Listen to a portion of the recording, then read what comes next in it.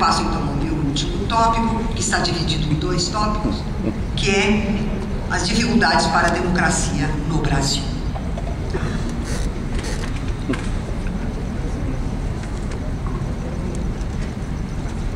A essas dificuldades postas pelo capitalismo, nós precisamos agora acrescentar as dificuldades específicas que a sociedade brasileira coloca para a instituição de uma sociedade democrática. Vou examinar, em primeiro lugar, o mito da não violência brasileira.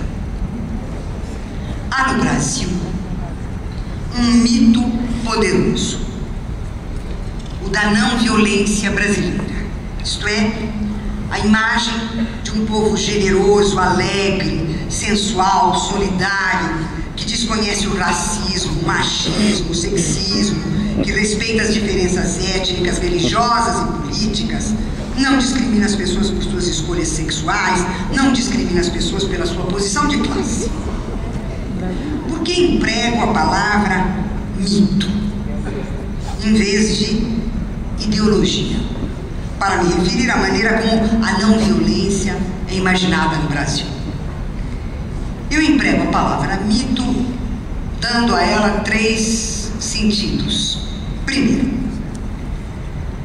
como indica a palavra grega mitos, o mito é uma narrativa da origem, que é reiterada em inúmeras narrativas derivadas que repetem a matriz da primeira narrativa, a qual, entretanto, já é uma variante de uma outra narrativa cuja origem se perdeu.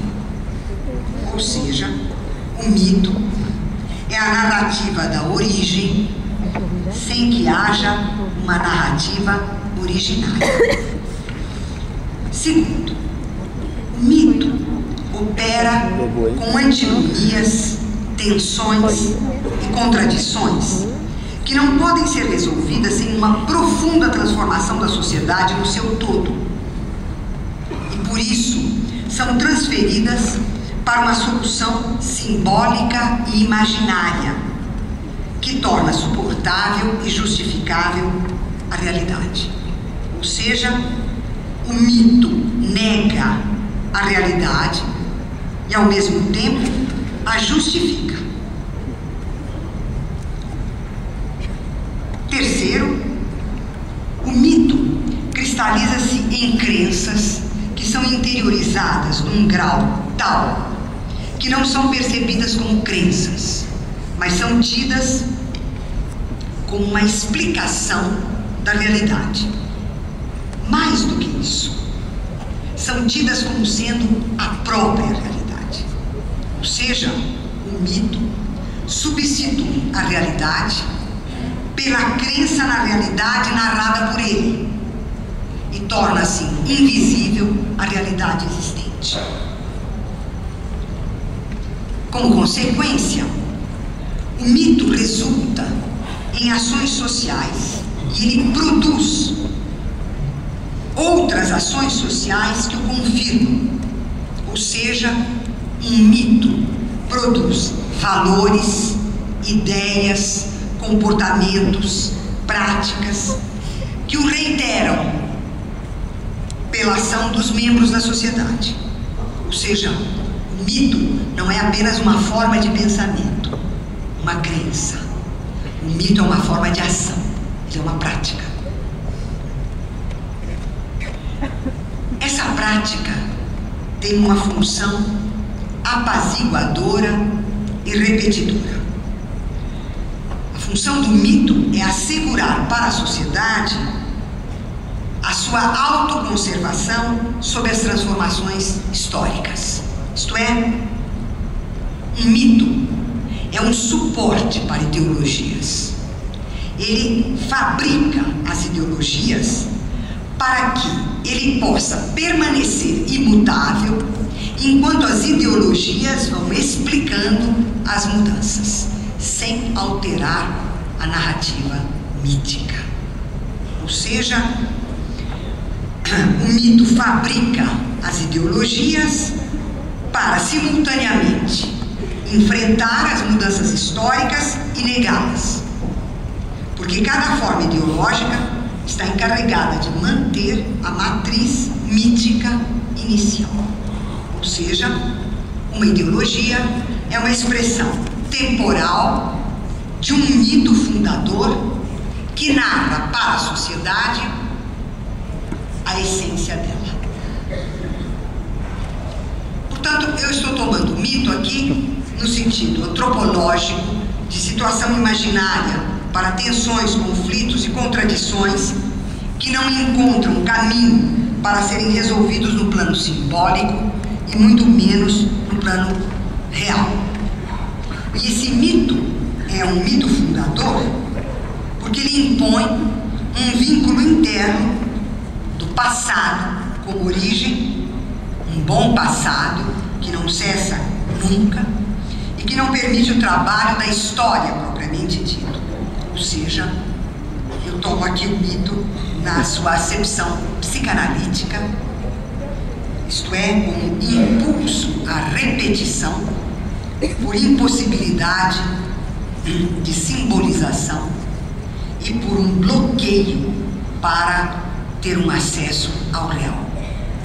O mito é, portanto, a fabricação imaginária da solução de conflitos insuportáveis, de contradições insuportáveis, e um processo pelo qual ele bloqueia para nós a chegada à realidade. Ele encobre a realidade para nós. Bom, então, com todos esses elementos que caracterizam o que eu estou chamando de mito, é que eu falo do mito da não-violência. O mito da não-violência é um dos elementos do mito fundador do Brasil. Ele não é a totalidade do mito fundador do Brasil, há outros elementos no nosso mito fundador, mas o mito da não-violência é uma constituinte importantíssima da nossa mitologia. Então, o grande mito que sustenta a imaginação social brasileira é o da nossa não-violência, ou seja, a imagem de um povo ordeiro e pacífico, alegre e cordial, mestiço e incapaz de discriminações étnicas, religiosas, sociais, sexuais, acolhedor para os estrangeiros, generoso para com os carentes, orgulhoso das diferenças regionais e, evidentemente, destinado a um grande futuro. Muitos indagarão como o mito da não-violência brasileira pode persistir sob o impacto da violência real, cotidiana, conhecida de todos e que nos últimos tempos é ampliada pela sua divulgação e difusão pelos meios de comunicação de massa. Ora, é justamente no modo de interpretação da violência que o mito da não-violência encontra todos os meios para se conservar. Ou seja, o mito da não-violência permanece porque, graças a ele, se admite a existência factual da violência e, ao mesmo tempo, se podem fabricar explicações para denegá-la no instante mesmo em que ela é admitida. Como explicar que a exibição contínua pelos meios de comunicação de massa da violência no país possa deixar intocado o mito da não-violência? Para responder, nós precisamos examinar quais são os mecanismos ideológicos que permitem a conservação da mitologia da não-violência. Eu destaquei alguns mecanismos que eu julgo que são os mais importantes. Eles não são os únicos, mas eu penso que eles são os mais importantes. O primeiro mecanismo é o da exclusão. Afirma-se que a nação brasileira é não violenta e que, se houver violência, ela é praticada por